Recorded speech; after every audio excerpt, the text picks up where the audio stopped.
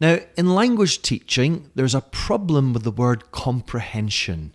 It's misunderstood. It doesn't matter if we're considering listening comprehension, reading comprehension, the problem is the same. In this video, I'm going to show you what I mean. We're going to start with a text. It's a short story. This is a story that you can tell your students. It's called Frankie 1, Students 0. Listen carefully because then we're going to look for some comprehension question possibilities afterwards. All right, so here we go. Frankie 1, Students 0. When I was at school, when I was a troublesome teenager, I suppose, we used to think it was funny to play practical jokes on our teachers. Nothing too serious, but the one I remember best is this. It involved leaving notes like this on our teachers' desks. What we would hope for is that the teacher during the class would notice the note, pick it up, open it, and then read the message inside. And then we would wait for some sort of reaction depending on what that message was. The best message I remember is this one right here.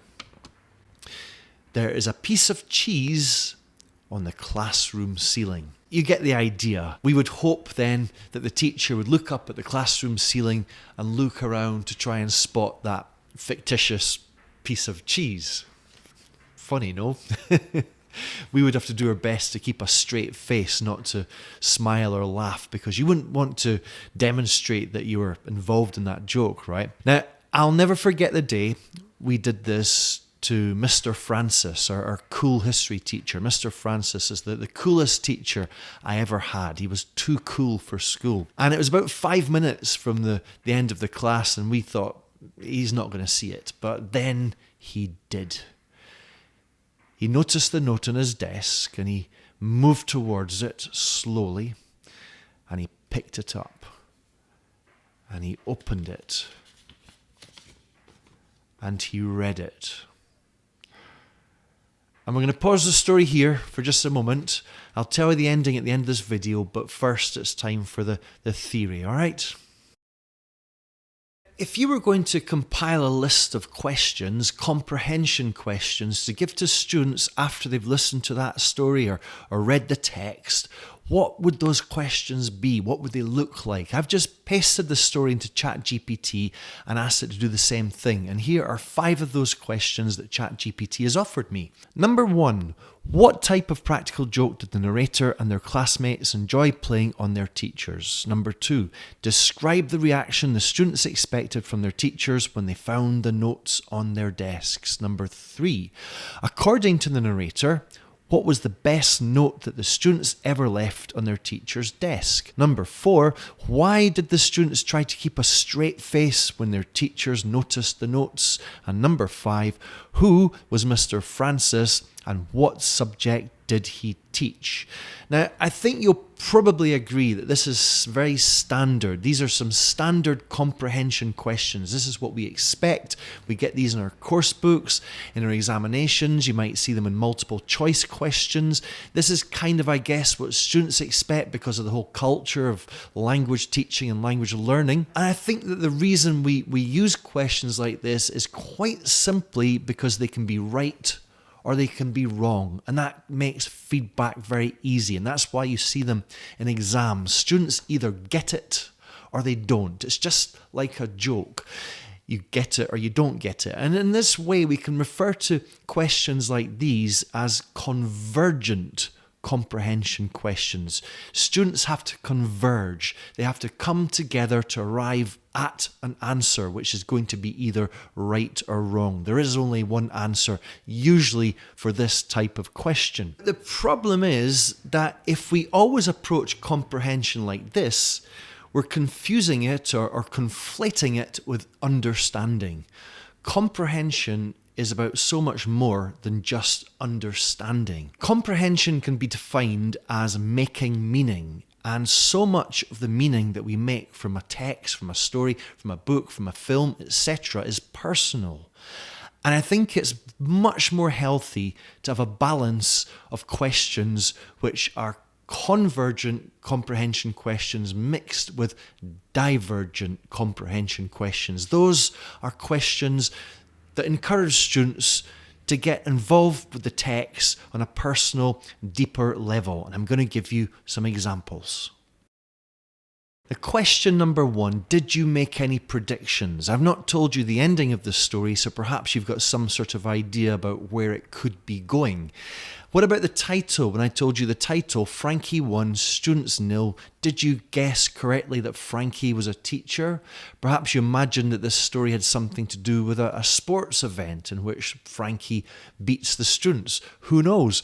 Number 2, did you think about someone that you know or someone that you used to know? I talked about Frankie, the coolest teacher I ever had. Perhaps you thought about a teacher that you had at school who was cool.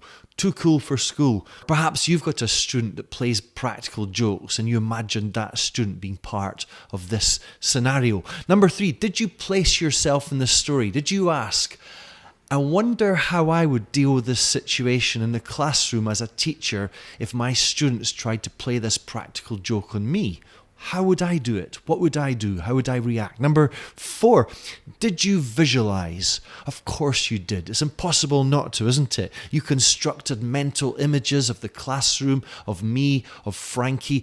What did he look like? Did he have a beard? Did he wear glasses? Clean shaven? Moustache? What about that piece of cheese on the classroom ceiling? Did you imagine that? What kind of cheese was it? Was it Gouda? Was it Edam? Was it cheddar? Was it Spanish manchego? Lots of possibilities here.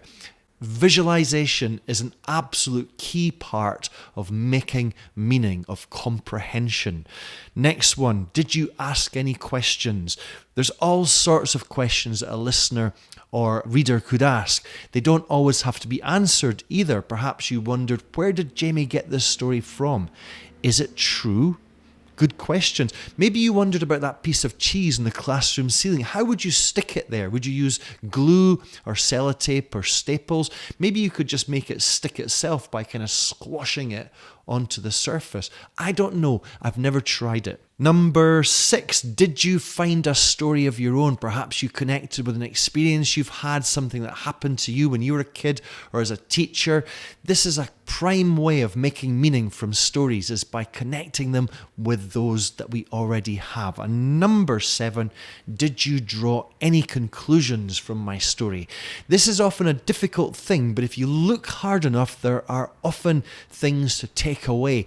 I've often wondered perhaps if Frankie had some knowledge of this practical joke, if maybe the other teachers had told him, had warned him that this is what we did. And this might kind of draw attention to the importance of sharing information or intelligence, if we want to call it that, with other teachers. Always keep one step ahead of your students. So that's 7 example comprehension questions, and this is exactly the kind of thing that I'm talking about. So just before I tell you the end of the story, could I ask you to be so kind as to give this video a cheeky little thumbs up, maybe even subscribe to the channel, make a man happy. Thank you so much. So anyway, here we are. We've left this note on the desk of Frankie, as we used to call him, our cool history teacher, cool as a cucumber. We thought he wasn't going to notice the note, but 5 minutes before the end of the class, he did.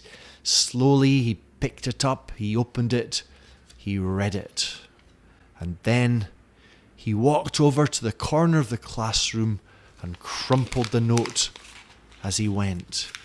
He dropped the note into the bin. He walked back to his desk, looking around the class at as many of us in the eye as possible, and he said, I know there is. I put it there.